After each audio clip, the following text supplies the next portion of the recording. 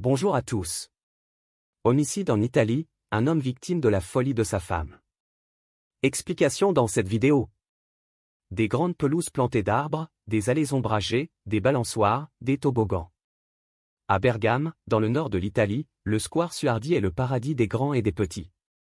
Ce samedi après-midi, comme toujours, c'est devant la cabane aux volets verts que parents et enfants font la queue. Derrière le comptoir, Caril Manghetti vend des glaces, des boissons fraîches et des friandises. La belle italienne aux cheveux blonds a toujours un rire, un mot gentil pour chacun. Les enfants l'adorent et ils raffolent de sa petite maison en bois. C'est Diego, son mari, qui l'a construite de ses mains. L'homme dirige une entreprise de meubles sur mesure. Chez eux, au petit village de Martinengo, via Cassina Lombarda, c'est lui qui a tout fabriqué. Caril et Diego forment un joli couple, soudés malgré les épreuves.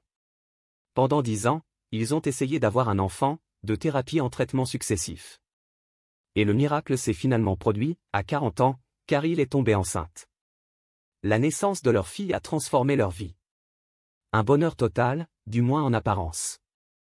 Car derrière son sourire, la marchande de bonbons cache une fêlure secrète. L'épreuve de cette procréation assistée l'a fragilisée psychologiquement, et elle doit désormais se battre avec des démons invisibles.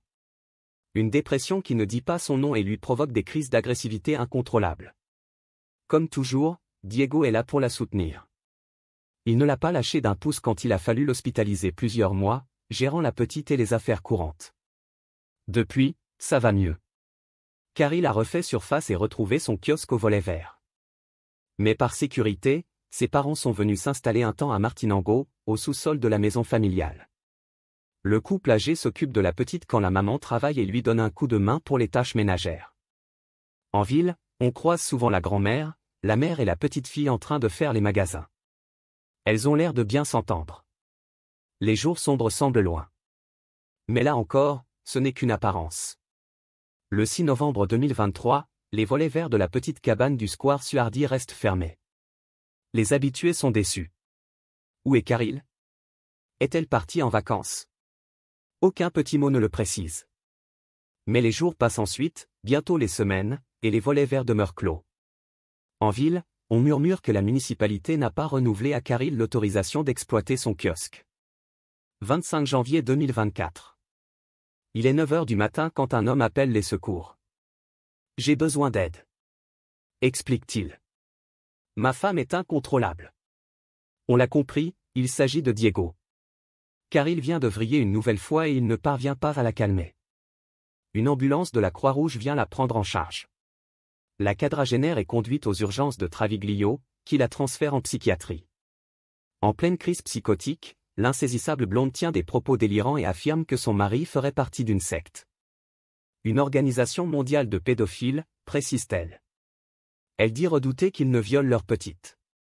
Mais je ne le laisserai pas faire, promet-elle. Je suis prête à tout pour la protéger, même à tuer. Le discours a de quoi faire peur, mais il n'inquiète pas le psychiatre, pour qui il n'y a là qu'un petit délire inoffensif. Quelques médicaments suffiront. Le professionnel rédige une ordonnance et adresse Caril à son médecin généraliste. Diego, de son côté, a hâte de la ramener à la maison. Il est persuadé que la seule chose dont sa femme a vraiment besoin, c'est de son amour. « Je vais m'occuper d'elle, ne vous inquiétez pas. » Et effectivement, une fois rentrée, les choses s'apaisent. La crise semble passer. Caril est à nouveau elle-même. Au terme de la première journée, il couche la petite, et les grands-parents regagnent leur petit logement au sous-sol. À 23h30, Diego va se coucher à son tour. En passant dans le couloir, il jette un œil dans la chambre de sa fille, pour s'assurer qu'elle dort. Il ne voit pas Caril surgir dans son dos, les traits déformés par la démence. Un couteau de cuisine à la main. Le premier coup de lame l'atteint au milieu du dos, puis les suivants s'abattent, sauvages et destructeurs. Diego parvient à se retourner et tente de se protéger, mais sa femme est totalement déchaînée. Ils cherchent alors refuge dans leur chambre, poursuivis par Caril.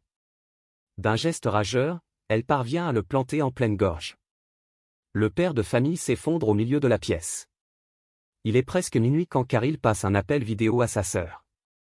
À l'écran, elle apparaît hagarde, muette, couverte de sang. La sœur appelle immédiatement les secours, puis ses parents, qui dormaient au sous-sol et qui n'ont rien entendu. Lorsqu'il monte en catastrophe au rez-de-chaussée, il est trop tard. Diego est mort. Seul miracle, la petite, qui dort paisiblement dans son lit, ne s'est rendu compte de rien. Quelques minutes plus tard, Caril est arrêtée. D'abord conduite en prison, elle est ensuite transférée dans une chambre sécurisée de l'hôpital. Face à tous les soignants qu'elle croise, elle n'a qu'une question. Comment va ma fille? Sans surprise, l'enquête confirme rapidement qu'il n'y a jamais eu de secte pédophile et que Diego n'a jamais abusé de leur enfant. Le pauvre homme a simplement été victime de la folie de sa femme et de sa peur obsessionnelle, alors qu'il aura essayé de la protéger toute sa vie. Le 29 janvier, Caril Manghetti a été officiellement inculpée pour homicide volontaire aggravé. Sous sédatif, elle n'a pu être entendue par le juge. Compte tenu de son profil mental, il est vraisemblable qu'elle passera le reste de ses jours dans un établissement psychiatrique fermé. Vendredi 2 février, Diego Rota a été inhumé à Brusaporto, sa ville natale. Il laisse derrière lui une petite orpheline qui ne comprend certainement pas pourquoi elle n'a plus ses parents. Merci d'avoir regardé, n'hésitez pas à partager la vidéo avec vos amis et à vous abonner à notre chaîne pour ne manquer aucune de nos futures vidéos.